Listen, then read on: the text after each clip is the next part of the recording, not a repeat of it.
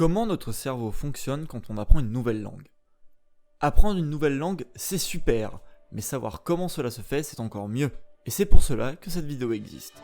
Quand on apprend une langue, deux zones sont principalement sollicitées.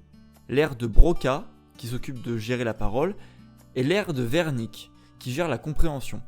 Si l'aire de Broca ne fonctionnait pas, mais que celle de Wernicke oui, on comprendrait absolument tout, mais impossible d'en répéter la moindre phrase. Amusant, non? Pour apprendre une langue, on fait jouer notre mémoire, la mémoire sémantique plus précisément, en créant un répertoire sémantique et lexical dans la zone de Wernicke. Il faut voir l'apprentissage d'une langue comme de la musculation, et c'est peu de le dire. Notre cerveau grossit lors d'un tel apprentissage, comme un muscle.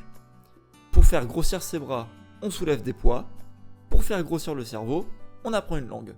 Et les poids sont par exemple pratiquer la langue en situation réelle, regarder des films en VO, ou encore échanger avec les autres.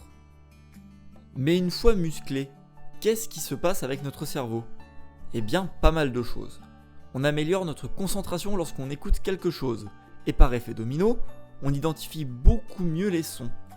On exerce notre mémoire et on arrive à être encore plus logique dans la résolution de problèmes. La concentration nous apporte beaucoup. Autre effet, une fois plusieurs langues assimilées, on jongle très facilement de l'une à l'autre, et parfois même sans rendre compte.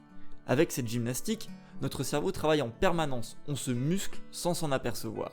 Troisième fait, apprendre une autre langue retarde la maladie d'Alzheimer. Mais pourquoi? Car en apprenant une langue, on sollicite nos cellules grises, on leur fait faire du sport en quelque sorte, donc elles sont en plus grande forme et sont moins sujettes à dégénérer.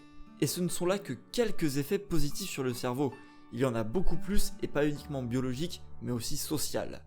Alors, qu'attendez-vous pour vous lancer?